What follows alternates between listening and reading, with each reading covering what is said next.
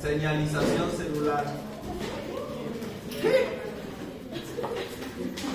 Vamos a hablar de la señalización celular. Cuando tú le mandas una señal a alguien, ¿para qué es? Si el automóvil se detiene y prende sus luces rojas, ¿por qué lo hace? Para indicar. Para indicar que pare el otro, o sea que le manda un mensaje. La señalización es para mandar mensajes. Entonces una célula se va a comunicar con otra por medio de señalizaciones celulares. Entonces, ¿para qué la señalización? Para que las células se comuniquen entre sí. Entonces, los mensajes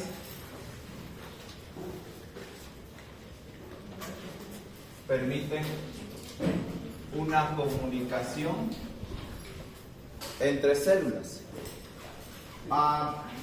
Y el mensaje se tiene que enviar. Entonces vamos a tener ahora algunas sustancias que van a hacer estos mensajes. Si la célula es nerviosa, una célula del sistema nervioso o una célula del sistema endocrino o una célula del sistema inmunológico, toditas las células van a enviar mensajes. ¿Qué tipo de mensajes envía una célula nerviosa?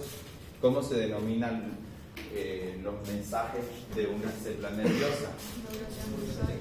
Sinapsis. Bueno, van a decir un montón de palabras. Vamos, todas las palabras que se le ocurren. Sinapsis. Sinapsis es el proceso, ¿ya? Sinapsis es el proceso, vamos a decirlo. Este es el proceso fisiológico. Otra palabra. Neurotransmisor. El neurotransmisor es el mensajero. Es la molécula mensajera. Impulso eléctrico. Y este es el mensaje. Muy bien. Entonces tenemos tres términos que no tenemos que confundir, ¿cierto? Tenemos que diferenciar sinapsis, neurotransmisor e impulso eléctrico. La sinapsis es el proceso químico, fisiológico obviamente, porque se produce para el funcionamiento del cuerpo, que se da en qué tipo de células? Nerviosa, muy bien. Que tiene vamos a decir, el propósito de enviar un mensaje. Y el mensaje es un impulso nervioso. Ahora, ¿a quién utiliza? ¿Cómo lo hace? Por medio de un mensajero que es un neurotransmisor. En base a esas palabras clave, háblenme un concepto de sinapsis. ¿Qué era sinapsis? Un proceso, ya, bien. ¿Proceso de qué tipo? Fisiológico, bien. Que involucra otros elementos. ¿Qué elemento es necesario para hacer la sinapsis? ¿Quién, vamos? Un mensajero, que es el neurotransmisor. Y el propósito final es transmitir ¿qué? Impulsos eléctricos. El impulso eléctrico o el mensaje. Esos dos son sinónimos, ¿ya? Ahora, lo mismo vamos a hacer aquí en una célula endocrina. Una célula endocrina tiene un proceso. No es sinapsis el proceso de comunicación entre células endócrinas. ¿Cómo se llama el proceso de comunicación entre células endócrinas? Se clasifican en tres: autócrina, parácrina Y endocrina propiamente dicho. Entonces, el mensajero químico en un sistema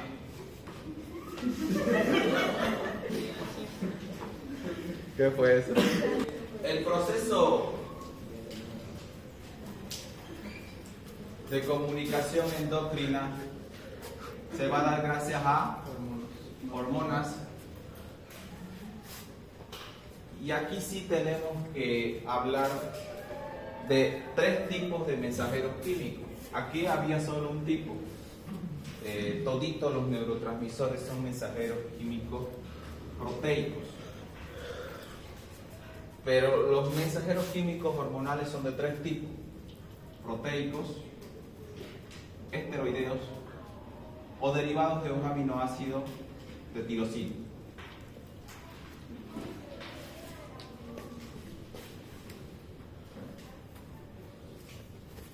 Si el mensaje aquí era un impulso eléctrico, aquí el mensaje va a ser una señal hormonal.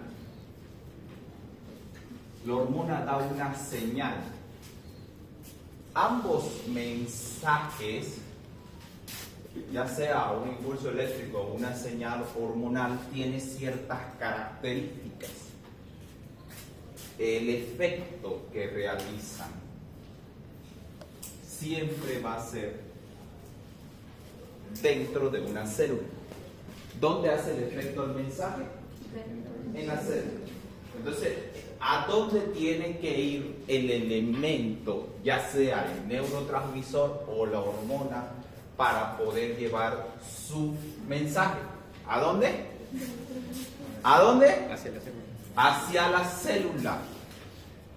El lugar donde va a actuar en la célula pueden ser tres lugares: la membrana, y aquí ya les estoy poniendo dónde actúan los neurotransmisores y dónde actúan las hormonas proteicas. ¿Por qué no se introduce una hormona proteica a la célula? ¿Por qué no se introduce una hormona proteica a la célula? ¿Por qué? Por su carga y su tamaño. Por su carga, por su tamaño. Muy bien. ¿La carga es polar o no polar? Son sustancias de gran tamaño, la mayoría son de origen proteico, y voy a resumirlo en algo muy sencillo. El tamaño y la naturaleza de la sustancia va a determinar si atraviesa la membrana o no la atraviesa. ¿Podría atravesar una proteína la membrana o un elemento que sea, vamos a decirlo, proteico, o por lo menos que pueda derivar en proteínas? Claro que sí, los aminoácidos atraviesan la membrana celular. El agua puede atravesar la membrana celular y es una carga eléctrica polar, pero tiene que tener ciertas características, y una de las principales es meterse por medio de canales transmembranos. Entonces, ¿por qué voy a gastar energía introduciéndome a la célula si puedo actuar desde afuera nomás y le digo, tengo un mensaje, quiero que se lo pase al interior de la célula? Entonces, para eso, para pasar el mensaje, cuando te llega un mensaje lo tienes que leer, ¿cierto? Sí. ¿Cierto? Sí. Ok, ¿cómo se llama el que lee el mensaje? Receptor. Y si te llega el mensaje en inglés, tienes que usar un traductor para que te acomode el mensaje a español. Entonces, el receptor acomoda el mensaje. El receptor que está en la membrana acomoda y lo transfiere el mensaje al receptor. El primer mensajero era la hormona o el neurotransmisor que viajó desde una célula a otra, ¿cierto? Ese era el primer mensajero. El segundo mensajero va a ser el receptor, que estaba esperando en la membrana que llegue el mensaje. Él lo tradujo el mensaje para que la célula pueda entenderlo. ¿Se comprende la figura? Entonces, ¿quién es el segundo mensajero? Bien. Aquí le vamos a poner segundo SMS. En mi época era eso los mensajes. Ustedes son puro WhatsApp. Somos generaciones diferentes, ¿no? El segundo mensajero es el receptor. Y si yo te digo,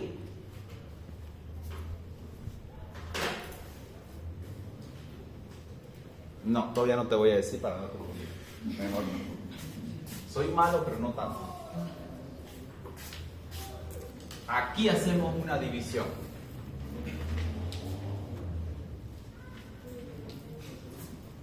Estos dos, los otros dos tipos de mensajes que vengan por un mensajero químico de naturaleza grasosa esteroidea, no se quedan en el receptor de la membrana. O sea, sí hay un elemento que lo va a leer, pero ese elemento está en el interior de la célula. Pregunta de examen: ¿dónde está o dónde se encuentran los receptores de una hormona esteroidea? Opción A, membrana.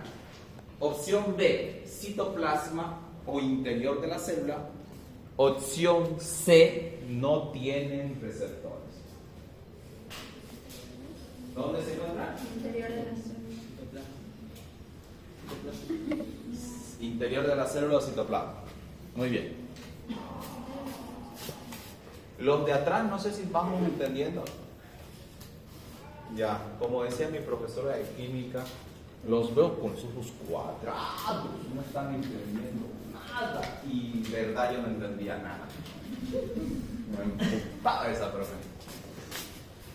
Me quedé, la única materia que me quedé a reforzamiento en el cole, química, alcanos, alquenos, alquinos, uy, me da ñaña solo recordar eso. Esteroideas, citoplasma, y hay unas muy especiales que son las tiroideas que se van hasta el núcleo. Y las tiroideas son derivadas del aminoácido de tirosina. No todas las tiroideas.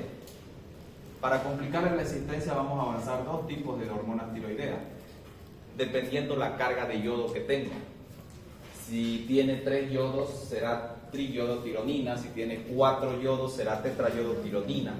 La T3 es la T4. Y la T3 será la que más trabajo tenga, la forma más activa, la que no se une mucho a proteína.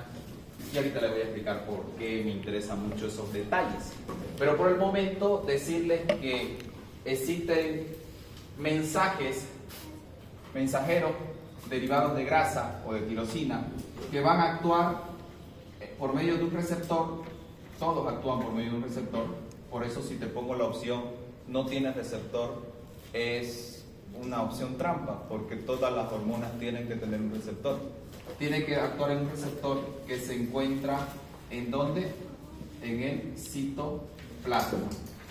Muy bien. Ahora, el efecto. Preguntas hasta aquí. ¿Todo claro? Si hay una pregunta al azar.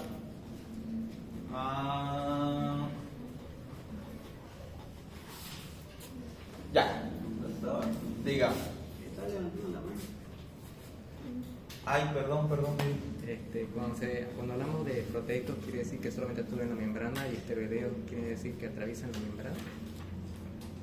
Vamos a la decir, capacidad de atravesar la membrana. si hablamos de mensajeros químicos de naturaleza proteica, la mayoría o todos, ¿por qué digo o todos o la mayoría? ¿Por qué no digo tajantemente todos? Porque yo creo en la ciencia que va a avanzar y que en algún momento nos va a decir hay una molécula de señal proteica que atraviese la membrana. No lo he visto hasta ahora, pero vamos a dejar así, que la mayoría de las hormonas proteicas no atraviesan la membrana y su receptor está en la membrana. Pero la mayoría de las hormonas de tipo esteroidea atraviesan la membrana y su receptor está dentro de la célula, por la naturaleza misma de su estructura. Recuerden que la membrana celular es una membrana hidrófila o hidrófoba. Ambas, porque tiene la característica de tener moléculas de fosfolípidos de membrana y por lo tanto es anfipática. Es como, tiene doble cara, como tu amiga, esa amiga, ¿no es? Anfi viene de anfibios, anfi doble bio vida. ¿Qué es un anfibio? Alguien que puede tener vida en la tierra y en el agua. Y si la membrana es anfipática, en su estructura tiene dos características. Los fosfolípidos de membrana tienen un grupo fosfato y un grupo lipídico. Entonces, esta es la parte del grupo fosfato y esta es la parte lipídica. Entonces, esta parte es hidrófila y esta es lipófila. estoy usando la afinidad. Esta parte externa de la membrana es afín al agua, puede estar en el agua. Por eso todas las células están en un medio acuoso. La característica de un medio acuoso son las características de un medio que es predominantemente agua. Pero la parte interna de la membrana es lipófila, está hecha de ésteres de colesterol. Por lo tanto, no puede mezclarse con el agua. Pero entonces, ¿cómo la membrana está en el agua? Justamente porque a ambos lados se ha previsto tener las cabezas de fosfato. Entonces, que le permite a la membrana estar en medio del agua, sí, pero que el agua no la pueda deshacer por esta parte interna. Si fuera solamente hidrófila, la membrana se haría añicos en el agua porque se disolvería. Y si fuera solamente lipófila, la membrana no podría estar circulando. Como las grasas libremente no pueden circular en la sangre. ¿Ustedes han intentado poner aceite en agua? Imposible, nunca se va a diluir, nunca va a estar ahí, se van a separar. Ahora, ¿cómo es posible que las grasas entonces circulen en la sangre? Porque ahí nos dicen, no tiene colesterol en la sangre alto. Porque cuando circulan, ellas tienen que tener afinidad a unirse por una proteína plasmática. Las proteínas pueden circular libremente el tiempo que quieran, las grasas no. Para poder circular una grasa, tienen que unirse a una proteína transportadora. Por esa razón dicen que existen dos tipos de colesterol, el LDL y el HDL. Esto tiene que ver con la densidad de proteínas que acompaña a ese colesterol. Recuerden, el colesterol tiene proteínas rodeándolo. Ahora, hay que ver esto. LDL significa baja densidad de lipoproteína.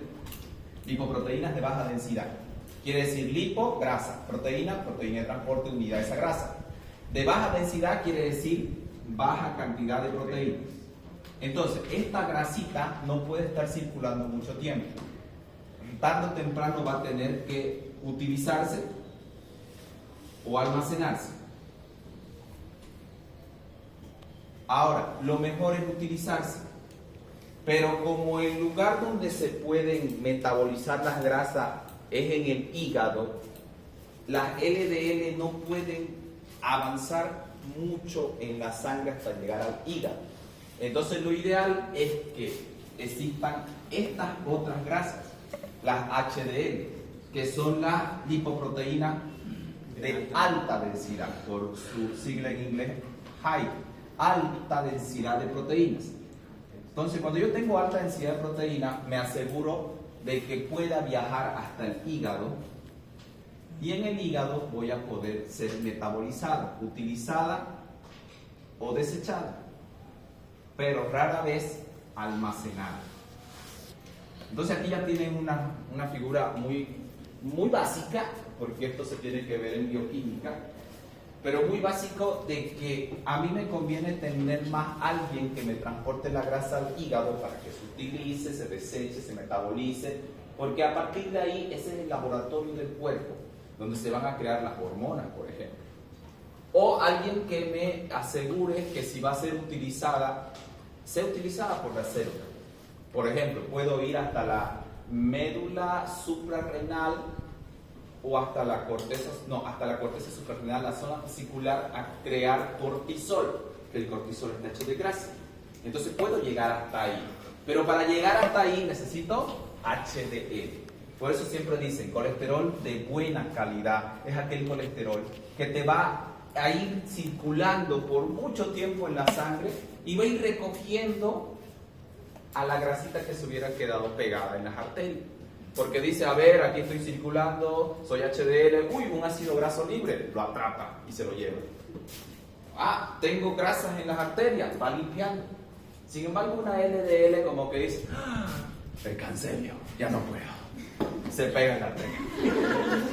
Ya se imaginaron a la LDL, ¿no? Pegadita.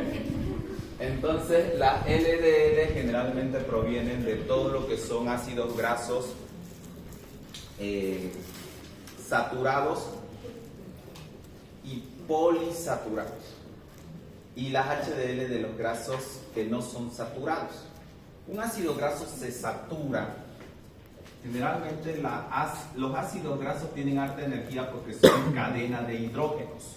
Los hidrógenos se agarran de las manitos y toditos están en filita. Lo bueno de un hidrógeno es la capacidad de unirse a un carbono. ¿Recuerdan el nombre hidrocarburos que te dan energía? Bueno, tú también tienes carbonos hidrogenados que te dan energía. Los carbonos hidrogenados, generalmente, vamos a decirlo así, son largas cadenas que si están completamente saturadas son líneas rectas. Esos son los ácidos grasos saturados. Saturados de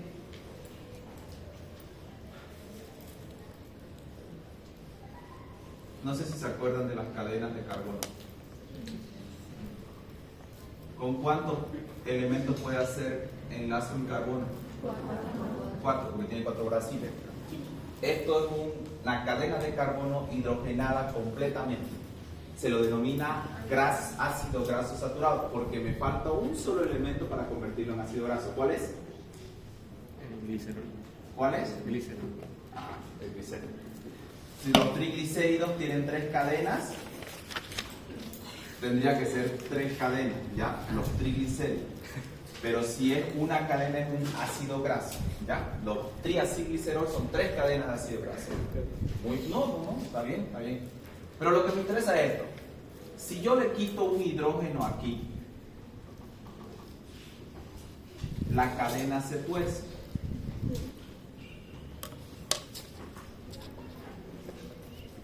Esto es un ácido graso no saturado. Una cadena torcida es difícil que se empaquete y ahí vienen los triglicéridos. Yo voy a agarrar 3 cadenas, una cadena, otra cadena y otra cadena. Este es un ácido graso no saturado formando parte de un triglicérido. Cuando están dobladas las cadenas, porque no está saturado, es más difícil que venga otro ácido graso a unirse. Por lo tanto, no se crea, vamos a decir, un bloque sólido de grasa. Para el cuerpo es muy útil que los ácidos grasos no se saturen, porque puede utilizarlos libremente. Si usted agarra, fríe el aceite, lo vuelve a freír, el calor al aceite vegetal de girasol, que naturalmente el aceite vegetal de girasol es una grasa no saturada de hidrógeno, lo expone al calor, el calor le genera mayor cantidad de hidrógeno y se satura. ¿Cómo me doy cuenta que un ácido graso de un elemento está saturado? Si al aire libre el elemento se mantiene líquido, no está saturado. Si al aire libre el elemento se hace sólido, está saturado. La grasa de cerdo, el aceite del cerdo que tú utilizas, una vez retiraste el cuero, hay grasita, muchas personas utilizan esa grasa, la calientan, se hace aceite, hacen su frito, lo que sea ahí, y después ese aceite dicen, sacarlo, ponerlo en un tacho y lo vamos a volver a utilizar después. Y el aceite que al calor era líquido se solidifica a la temperatura ambiente. Se hace un bloque de grasa.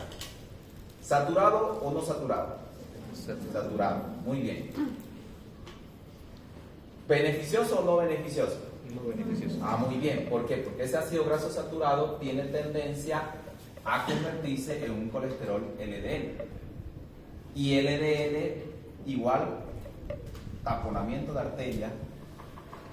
Entonces, no me conviene tener los ácidos grasos saturados, me conviene tener los ácidos grasos no saturados, poco hidrogenados, poco sometidos al calor. De ahí viene que ustedes tienen que buscar ácidos grasos omega, ¿no? ¿Saben qué son los omega? Son ácidos grasos con muy baja cantidad de saturación de hidrógeno, muy favorables para crear colesterol HDL, porque forman triglicéridos de buena calidad. El colesterol HDL entonces te va a limpiar la arteria, por eso todo lo que es el aceite de pescado es diferente al aceite del cerdo, es diferente a la grasa de la vaca. Entonces, recordemos, ¿necesitamos grasa en la alimentación? ¿No necesitamos grasa en la alimentación? Claro que sí. ¿Nuestro cuerpo necesita utilizar grasa? Claro que sí. ¿Utiliza las hormonas? Claro que sí. Los mensajeros químicos de grasa. Pero ¿de dónde voy a sacar la grasa? Mejor de un ácido graso que no esté saturado y mejor consumiendo ácidos grasos no saturados para tener HDL en buena cantidad, es decir, el colesterol que me va a permitir limpiar todo eso. Ok, pero esa era una pausa bioquímica, volvamos a fisiología. Ahora, en esto de fisiología, cuando yo tengo una membrana que tiene ácidos grasos aquí y tiene proteínas aquí, me voy a asegurar que esté circulando mi célula, si es una célula, vamos a decir, bueno, mi célula no circulando, perdón, que mi célula esté en el medio interno de manera tranquila, sin pelearse con nadie. Pero cuando vengan elementos proteicos, los elementos proteicos no van a poder atravesar la membrana. Pero los elementos esteroideos sí. ¿Por qué? La proteína cuando quiera atravesar, porque siempre hay espacio, se va a encontrar con esta zona lipófila, que no la va a dejar atravesar. Las moléculas de agua sí, por su pequeño tamaño, y aún así grandes cantidades de moléculas de agua van a requerir entrar por acuoporinas en el sistema renal, por ejemplo. No es que todo el agua atraviesa. Pero una molécula de grasa como una hormona esteroidea o una molécula derivada del aminoácido tirosina como la hormona tiroidea, recuerden la diferencia, esteroidea grasa, tiroidea derivada del aminoácido tirosina, son tan pequeñas que pueden atravesar por aquí y cuando se encuentran en el medio una sustancia lipófila le dice, ¿tú eres lipofílico? Sí, yo también soy lipofílico, entonces atraviesa normalmente y llega hasta el interior de la célula. ¿Por qué nos explica esto Pulpo? Esto es muy importante para entender esta partecita de las moléculas de señal, los efectos. A ver, vamos a decirlo esto. Cuando tú mandas un mensaje químico, es igual que cuando mandas un mensaje a otra persona en la vida real. Tu mensaje siempre tiene que tener un efecto, ¿cierto? ¿Cuál es el efecto que esperas de un mensaje? Lo primero que se ha leído, por algo lo mandaste, ¿no? Y que tenga una respuesta a tu mensaje. Y siempre hay tiempo para esperar la respuesta. Por ejemplo, los que me han mandado el mensaje escrito de querer cambiar su grupo, yo le di la respuesta inmediatamente o no. Sí, le di, ya está aprobado. Ya. Ah, ok. Cuando te doy la respuesta inmediata, el efecto es inmediato. Puede ser que aprobado o denegado, pero la respuesta la tienes que necesitar ya, rápido. El mensajero químico, que aquí está. A ver, voy a borrar esto para no confundir. Sáquele foto. ¿Alguien? A esta parte. Ya le saqué. Ya, gracias. Ay, no, de ánimo. Iba a utilizar eso por... ¿A qué lo voy a utilizar? Listo, quiero que me diga esto.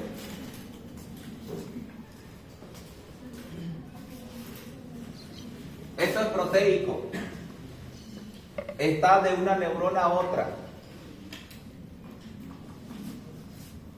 El efecto aquí es inmediato. ¿Por qué el efecto es inmediato?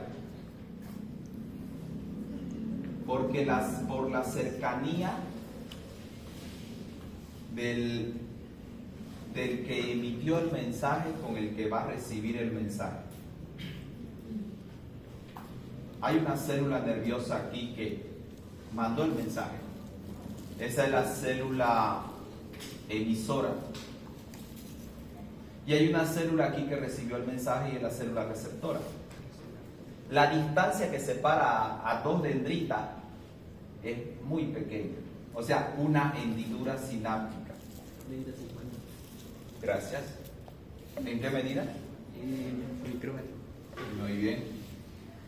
Esto de aquí permite que el neurotransmisor actúe rápido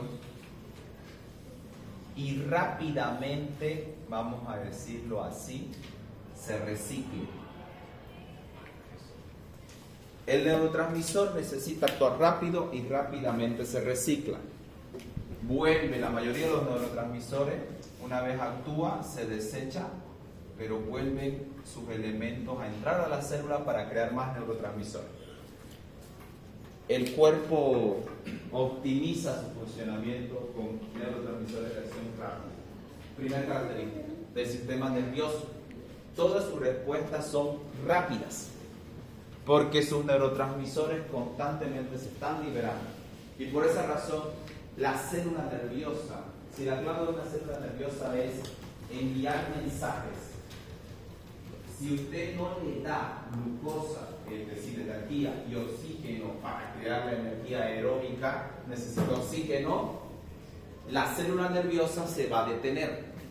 Por esa razón, ¿cuánto tiempo puedes estar sin respirar hasta desmayarte?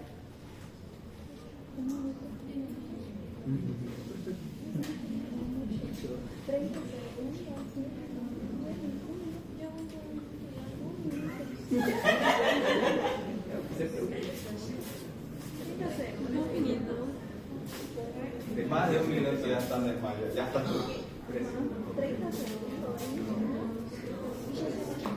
Receptor de la célula hormonal y sitio de liberación.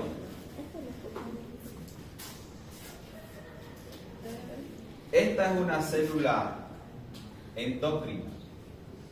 Su característica principal es liberar hormonas. Y esta es otra célula endocrina,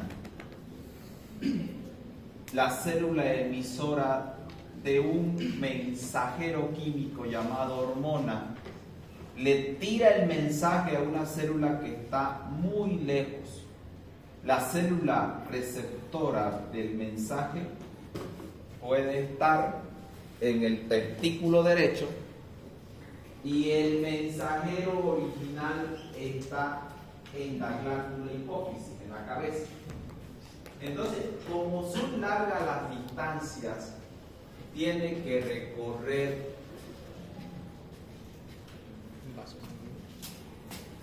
vaso sanguíneo y su medio de transporte es la sangre.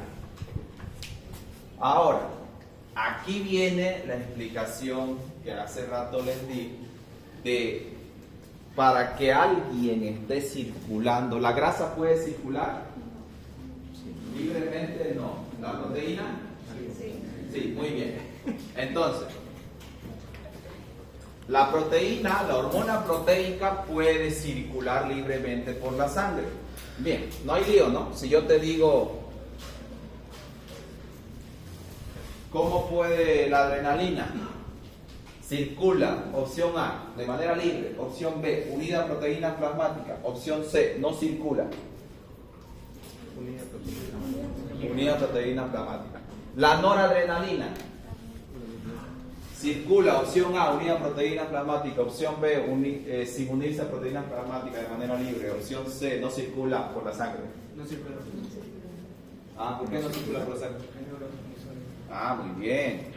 Resulta que la noradrenalina es la prima de la adrenalina.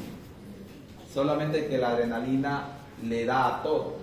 Es la prima que se lleva bien con el sistema nervioso, el sistema endocrino. Pero la noradrenalina solamente con el sistema nervioso. ¿Qué? ¿Cuántos se acordaron de su prima? Interesante, ¿no? Ahora, no sé si las neuronas o otra cosa es lo interesante. Esto, chicos, es más interesante aún cuando yo te hago la pregunta: y las hormonas esteroideas, si son hechas de grasa, ¿cómo tienen que circular por la sangre? ¿Cómo circulan las hormonas esteroideas por la sangre? Vamos. Sí, pero lo malo es que las células no se mueven. Las células están esperando ver y ella tiene que llegar hasta la célula. Es una hormona hecha de grasa. Es como la cuarentena, no tiene permiso de circulación. ¿Qué hacía uno en la cuarentena cuando no tenía permiso de circulación? De subir a la ambulancia. Porque la ambulancia sí tenía permiso de circulación. Bueno, los médicos hacíamos eso. Entonces, la hormona de grasa tiene que unirse a proteínas del plasma para poder circular. Si está unida a proteínas del plasma puede circular y puede quedarse circulando el tiempo que le dé la gana. Si quiere puede estar horas, días circulando sin actuar, sin trabajar. Eso hace que las hormonas esteroideas puedan guardarse, escuchen bien esto, puedan reservarse en el plasma por la gran afinidad que tienen a las proteínas de transporte. Si yo te pregunto lo siguiente, a ver,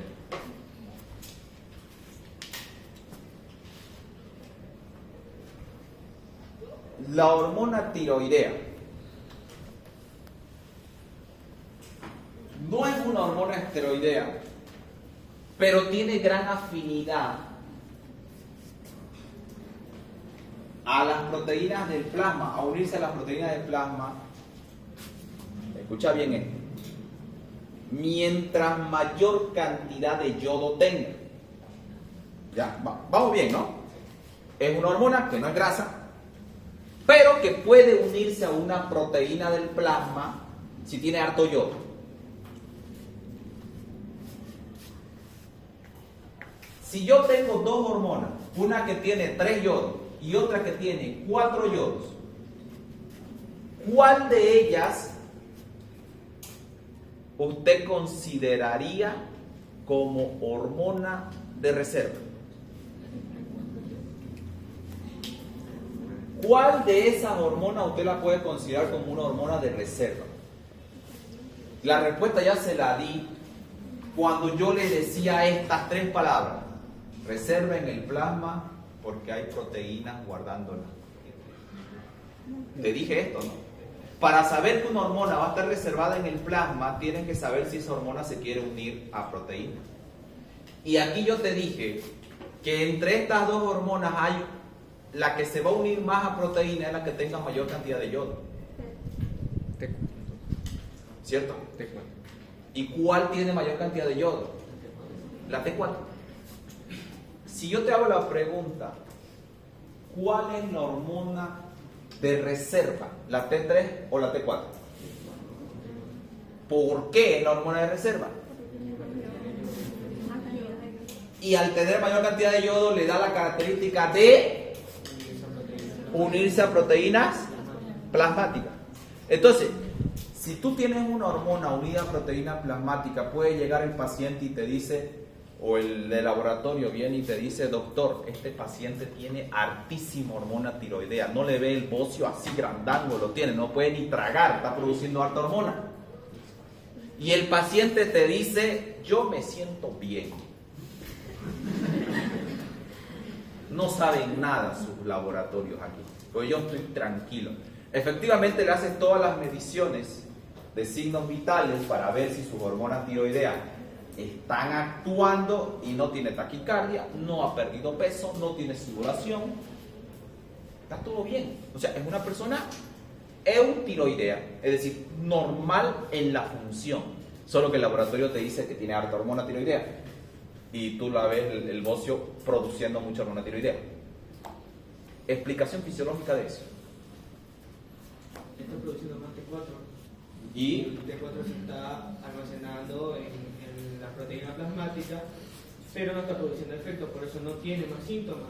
Pero sin embargo le miden la cantidad de T4 en la sangre y sale alta. muy bien, como médico entonces usted ¿qué le diría al del laboratorio? ¿Le diría usted no sirve? ¿O le diría al paciente usted está mintiendo? Como médico usted le diría quiero que me haga una medición de T3, de T4 y T3 libre. ¿Por qué razón le pido la T3 libre a todo paciente que tiene hormonas tiroideas supuestamente elevadas, pero él está normal?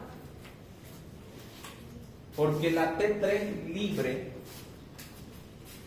vive la vida como una hormona que está sin protección proteica. ¿Qué le pasa a una hormona que circula libre? actúa rápido o se reserva.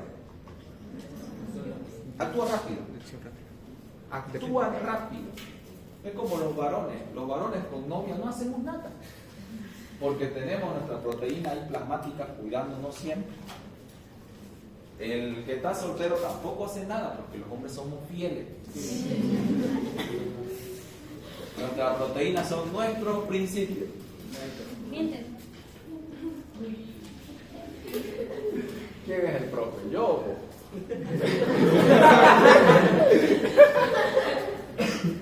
Siempre quisiera decir eso. Bien, chicos, grábense bien esto. Si la hormona es proteica, va a actuar rápido una vez se libere. Si la hormona esteroidea está unida a proteínas, no va a actuar rápido. Se tiene que liberar para actuar. Entonces, tengo un detalle más importante aquí en la diferencia de estas dos hormonas, en cómo se guardan las hormonas.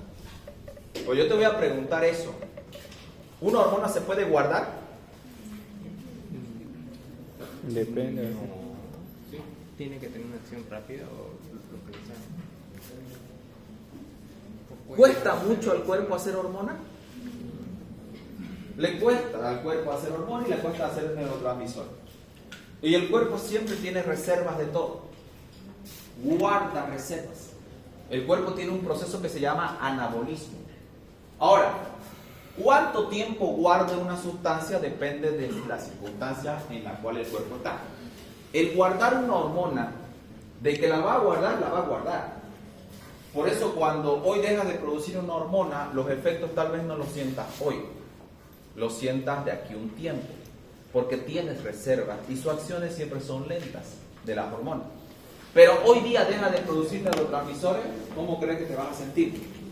Inmediatamente devastado.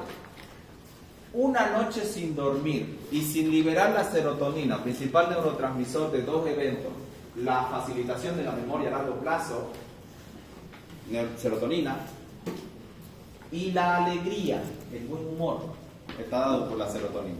La síntesis de melatonina. ¿Cómo estás al día siguiente si solo has dormido 2 horas?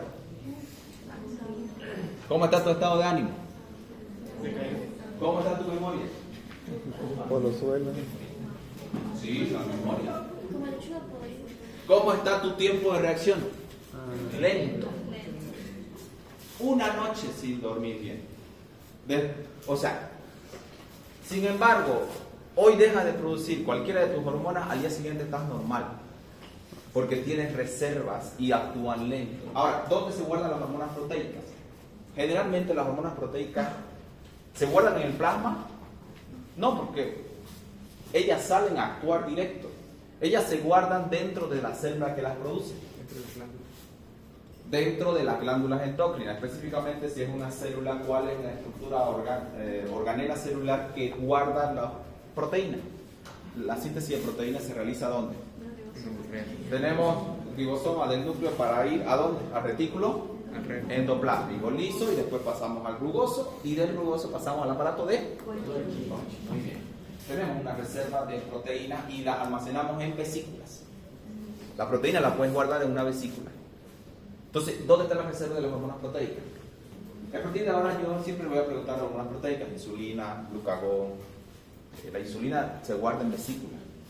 Ahora, las hormonas esteroideas no se pueden guardar dentro de la célula. La célula las crea. O sea, dice, hoy día voy a ponerme a trabajar. Oye, pero no necesitamos todavía porque la chica todavía no va a ovular.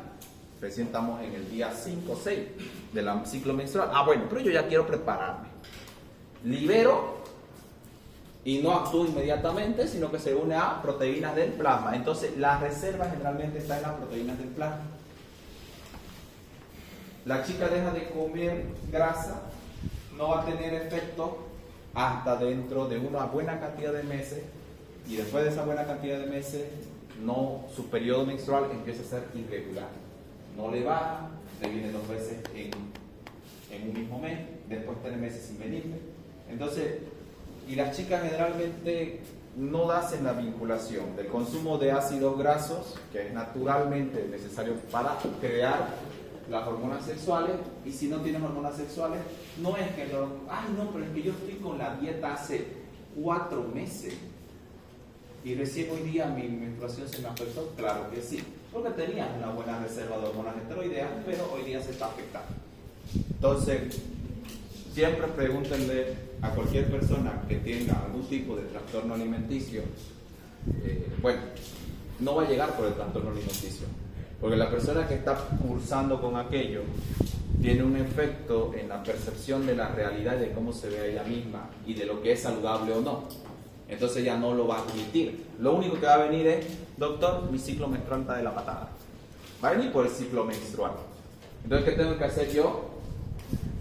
Decirle qué consumió ayer, en las últimas 24 horas que ha consumido. No le diga usted está comiendo bien, porque para ella está comiendo excelente. Está comiendo bien, saludable. Pero su saludable es: ayer comí 3 galletas con agua, comí ensalada sin arroz, sin carne, con proteína, un huevito cocido, sin la yema. Y en la noche una fruta. Entonces, ¿y qué actividad realizas? ¿Actividad física? ¿Cómo vamos con la actividad física? Ayer me tocó hacer aeróbico y me hice ejercicio. ¿Qué cantidad de ejercicio? No mucho. 1 hora intensa. ¿Y cómo está tu cuerpo? Me duele un poco, está rojo de tanto ejercicio. Entonces el consumo calórico es muy bajo, la actividad física es muy alta, y aparte de eso lo viene haciendo por varias semanas, ya meses, y la reserva energética, que eran las grasas, ya no hay, y el cuerpo, entre priorizar una hormona sexual para liberar un óvulo que quiere bebé y la grasa para dar energía, ¿a dónde creen que lo va a priorizar? La energía, pues si no se nos mueve y ya no hay bebé. Entonces la chica le va a decir: estoy sin ganas de hacer nada. Y hay que saber manejar la situación. No vayas directo a decirle: no, es que estás comiendo mal. No, porque ya tienes suficiente historia de negación en la familia, de siempre invalidar a esa persona. Entonces tú tienes que llevarla por otro lado, por los intereses que tiene. El interés, ¿cuál es de esa persona? Tiene un interés de verse bien. Entonces no le puedes decir: yo te veo bien, porque también vas a quedar como un mentiroso, porque a percepción de ella todavía no está bien. Tú puedes hablar solamente del área de la salud que te corresponde a ti hablar. Decirle: bueno, mira, el ejercicio que estás haciendo está muy bien, pero necesitas energía. Como no tienes la energía suficiente, porque tu cuerpo demanda mucha energía, tu cuerpo está utilizando las grasitas que normalmente son útiles para tener, vamos a decirlo así, tu ciclo menstrual equilibrado. Ya no va a venir tu ciclo. Ella podrá decir: bueno, un problema menos. Pero vas a estar sin energía también. Y aparte, como ya no hay grasita, se va a utilizar tus proteínas como energía. Tienes que consumir más proteínas, porque se te va a picar el cabello. Ay, sí, se me está picando. Se te va a picar las uñas, sí, también se me están picando. Pero mire cómo me veo. Sí, y has tenido algún otro inconveniente en la casa, sí, que mi mamá, que mi papá, que mi cortejo, y ahí ya tú empiezas a decirle: bueno, vamos a hacer un trabajo integral, te vamos a acompañar, y te recomendaría que también tengo un profesional que nos ayuda aquí en el hospital, que con él podrías conversar y tener tu espacio tal vez de desahogo. Entonces, un psicólogo que te puede acompañar. No le digan: te va a guiar, te va a hacer cambiar lo que estás comiendo y que estás comiendo mal. No, te va a acompañar en este proceso que es necesario, que no estés sola, te queremos acompañar. No saben cuánta diferencia hace como el médico hable con su paciente de esto. Pero eso será para un taller que ya lo he vendido, aquí he publicitado mi taller. que se va a llamar comunicación asertiva en situaciones difíciles con los pacientes.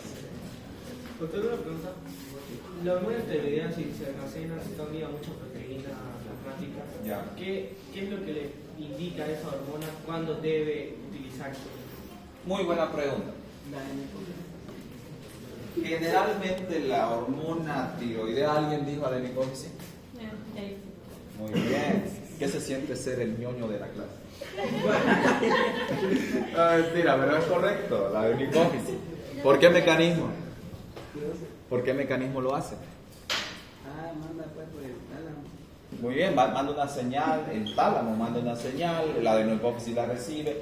Ahora, eso se llama mecanismo de retroalimentación. ¿Quién indica a la hormona tiroidea cuándo actuar y cuándo no actuar? La señalización celular. Esta señalización celular viene por varias vías y es una hormona bien compleja. ¿Por qué? Porque, a ver, tiene varias funciones relacionadas al metabolismo y la generación de calor, principalmente, y a la optimización del sistema nervioso. ¿Ya son las 1? ¡No! Espera. Vamos a terminar. Denme en 5 minutos. ¿Veis? Por hablar de la niña. No, mentira, era muy importante hablar de esas niñas, que muchas veces se nos pierden. Vamos a tener un taller. No quiero hacer el taller el vuelo de las mariposas. Vamos a hacer otro. A ver, niños, la retroalimentación es la clave. ¿Por qué? Porque el cuerpo te dice, tengo T3 y tengo T4. Pero la T3 y la T4 fueron liberadas por la glándula tiroidea. Y es ella la que decide qué cantidad de T3 liberar y qué cantidad de T4 liberar. ¿Por qué? Porque si le han dado la señal de que, oye, necesitamos actuar ya, le va a liberar T3. Y generalmente no libera mucha T3. La mayor cantidad de hormona liberada por la glándula es la T4, porque él dice, me tengo que asegurar que tengamos reserva. Ahora, la T3 baja la cantidad, la T4 tiene un tiempo para estar circulando y después se va a ir a esconder en un lugar especial, la célula. La T4 tiene almacenes intracelulares y cuando no ha podido liberarse de su proteína, tiene un receptor de T4 fuera, ahí al ladito, dentro de la membrana intracelular, pero está ahí en el interior de la membrana. Entonces hay señalización interna, celular interna. Mierda,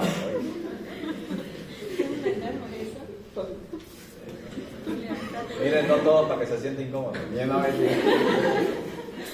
Entonces la retroalimentación es la clave. La próxima clase vamos a hablar mucho de esas moléculas de señalización. En qué circunstancias la T3 va a actuar, la T4 va a actuar. Y bueno, no hay pregunta, ¿no? Buenas días.